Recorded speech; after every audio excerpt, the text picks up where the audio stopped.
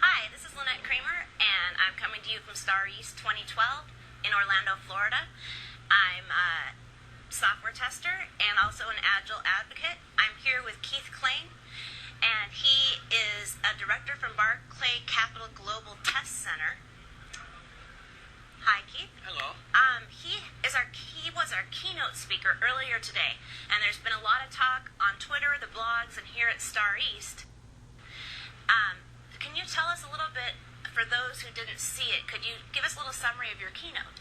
Yeah, what I spoke about today is the process that we're undertaking over at Barclays in the investment bank and wealth management on how to change the perception of what the test center does and how software testing is positioned in the organization. And our view on that is that it is a process of kind of self-discovery and changing the dialogue as to what we do, as opposed to taking a very traditional maturity model and metrics-driven process improvement program. Have you had any experience in the past with sort of metrics-driven, and have you've gone through any improvement processes in the past, or anything that you've tried before your current direction? Yes, there was a period where, I don't know if I was ever a buyer of maturity models. I really don't understand what the point of them are. But I have done metrics programs before. I have succumbed to management pressure and had to do that. But I think what we're trying to do here has got a lot of senior management support. And they're open and willing to try something different. And I think actually I see a nice trend in our industry towards moving away from kind of abstract ideas about measurement and metrics towards more value-based propositions about software testing. So it's very exciting for me, actually. I've noticed that as well, Keith, especially with people adopting some new practices. They may not be doing Agile by the book, but I have seen a definite trend to bringing in end-user information and to iterative models of some kind, where before we had more just plain metrics. One of the quotes that I heard on Twitter I really appreciated was that in order to be responsible, sometimes you have to rock the boat. Yes. In what ways have you rocked the boat in order to show your responsibility in this new direction you're going? Loads of different ways. I think more importantly than specific examples is the kind of spirit of what I was trying to say there, and that there's a kind of philosophical difference sometimes between the kind of traditional software testing is a service to the project, which gets translated into we are a servant of the project or subservient to development or project management. And my personal view on that, maybe just having a very strong personality and working at an investment bank, which is a very in-your-face environment at times, is that we are one of the primary tools for risk management in a project, and therefore that information is very important, and we shouldn't be shy or retiring about our position. So I think maybe 10 years ago there were probably more exciting stories about different disagreements I've had with people, but I've never backed away from a good intellectual debate, let's put it that way.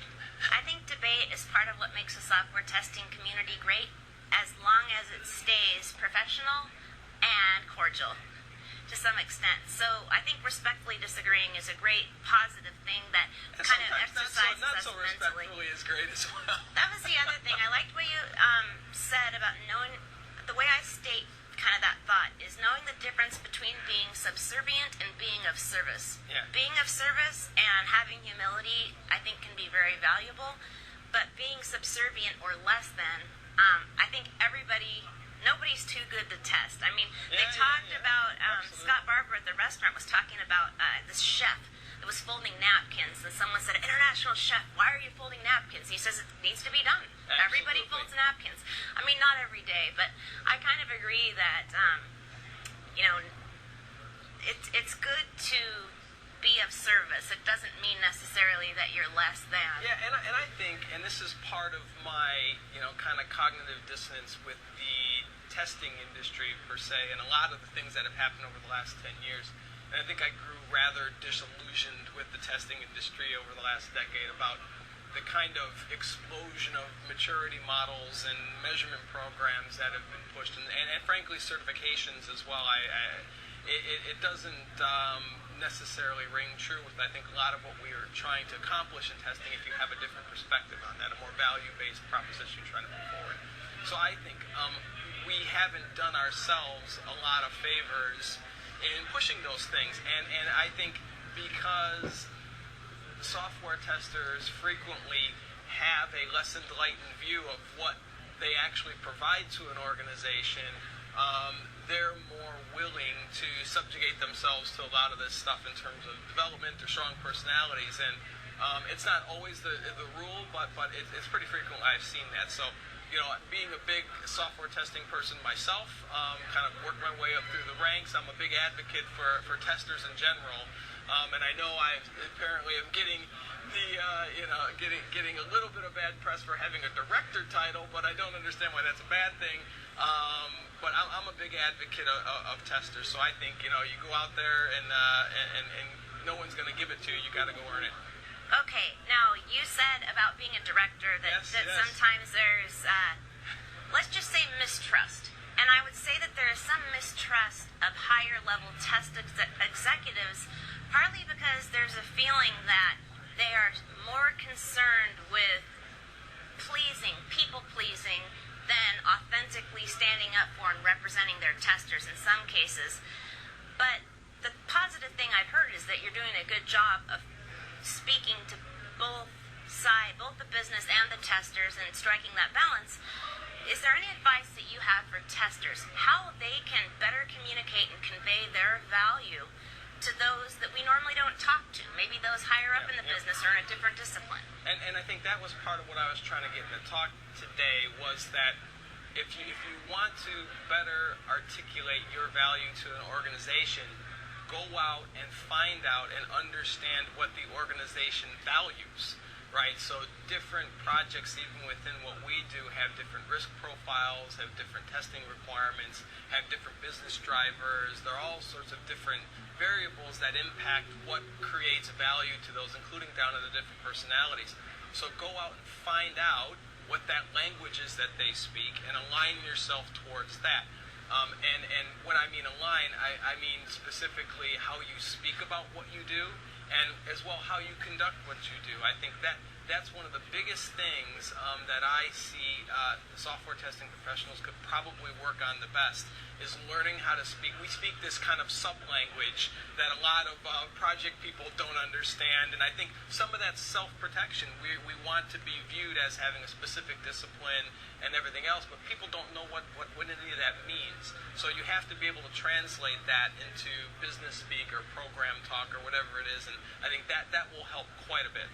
I would also suggest to those who maybe haven't picked one business that you don't, if you go to find out what's important to your business and it doesn't align with who you are, you can change your organization. And I also think that it's important to find a place that you feel ethical working for and proud of your work.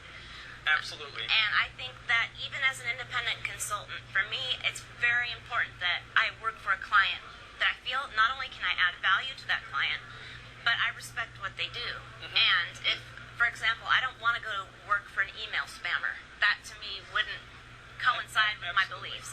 And so I think that that's part of being responsible as well, is if something doesn't align with you, you can maybe find a different line of work or even a different project. Like you said, sometimes at large companies, different projects have different values. Yeah. I think if you're really getting into the heart of kind of personal integrity and how you apply that to your specific job or role or companies that you select to do business with, I'm a big believer in that. Everything that we're doing isn't perfect yet. There's areas that need improvement, and we're working on those. But we're applying a specific model to how we want to do things, and for some people that's not working for them. And I tell the team, there's lots of decaffeinated brands just as tasty as the real thing. So if you like something else, go do that. No hard feelings. So I think everyone has to balance that, how much of their personal integrity has to play in what they do and how they approach their job. And sometimes that means you have to pick other lines of work and other businesses to take part in. So, what are the kind of attributes that make an excellent tester? I know you work in banking, that's a little bit different, but we both work in testing. I mean, I work right now in some of the wild west of the web. I'm just getting started with a little bit of mobile too, but in banking, I think sort of traditionally, and you're talking about making changes that aren't necessarily so traditional, and I'm wondering, describe your perfect tester if you would, for your context. What is this tester like? We don't really have a model per se that we're looking for, or a profile. The things that we look for are things, do you have an inquisitive scientific mind, right? Yes. Do you understand how to deconstruct arguments? Will you partake in lateral thinking? Do you know how to investigate a problem? And do you have a certain level of communication skills to articulate rather ambiguous scenarios and be able to distill those down? Where those skills come from, one of our best testers that we have right now, a woman named Tanu, has a background in philosophy, right? So that doesn't necessarily come with an MSc or some kind of advanced computer science degree. You don't have to have. You can pick up some of the technology. I think as well, what we're looking for is an aptitude for learning the business. It's really, really important in our line of work. The asset classes are very complex. The trading systems are very complex. The environment changes quite frequently. So being able to adapt, and we make a lot of what seem like compromised quality decisions because we work in a very agile environment, and there's macroeconomic variables that impact how we spend our money and decisions on a weekly, sometimes daily basis. So being able to adapt, not having a very solid view of your quality model, and being able to adapt to the reality on the ground and communicate that are some of the hard things. The rest of it, we're going to brainwash and kind of put you through the ringer of our training regime anyway. Having a finance background is helpful. If you've worked in an investment bank before, or in the asset class that we're moving, is helpful, but it's not the whole thing. I know that there has also been some talk among different people in the industry about what is the role of a tester. Do you, in your context, are testers the ones writing code? How important is writing and reading code for a tester? In some applications, very important. If we're writing test harnesses and they need to get to a low level of continuous integration environment, or we're being asked to participate in some unit testing coverage, or we're writing harnesses, and there's some very technical aspects to what we do. But it's very difficult for me to nail it down in one way, because our technical and project landscape that I'm responsible for is the brief is so wide.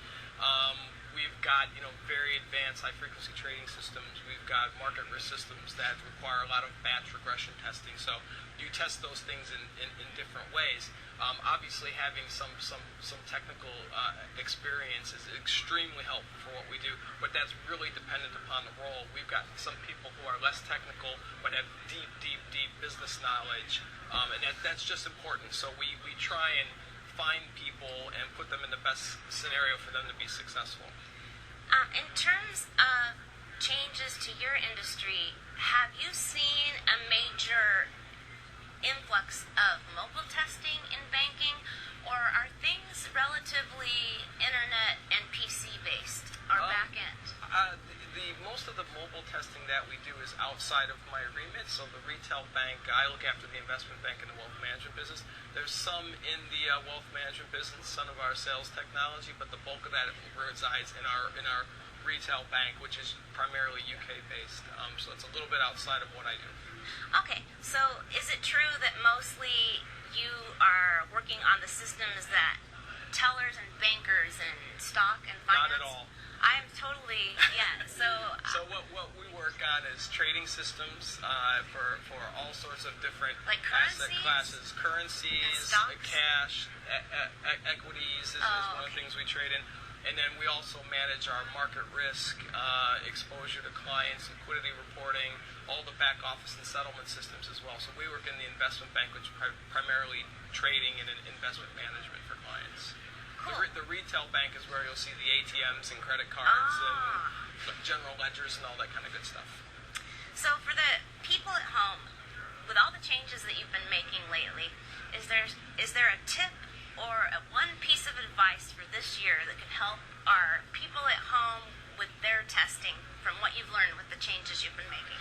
I would say that the biggest advantage to what we're doing is what I call kind of radical transparency, right? So as I said in the talk, there's nothing wrong with having an area for improvement. What is wrong is when you don't acknowledge that and don't work on it. So being incredibly open about the way the operation runs, how you're addressing those problems is tremendously important if you want to change anything, let alone how your testing organization is perceived. And it runs counterintuitive to what people want to believe. Most people want to be protective of data because that somehow gives the illusion of job security or increasing your importance to the organization. But what we found is that as we've been more transparent about what we do, there's less conversations about why we do things the way we do and more about the value of those, which is the great conversation to have. So be open and transparent about what you're doing, and I think you'll only see good things come out of that. Wonderful. Thank you so much. So, nice to meet you, Keith. It's nice to meet you Very as well. much appreciate it. Next up, we are going to have an interview with Michael Larson from Weekend Testing, and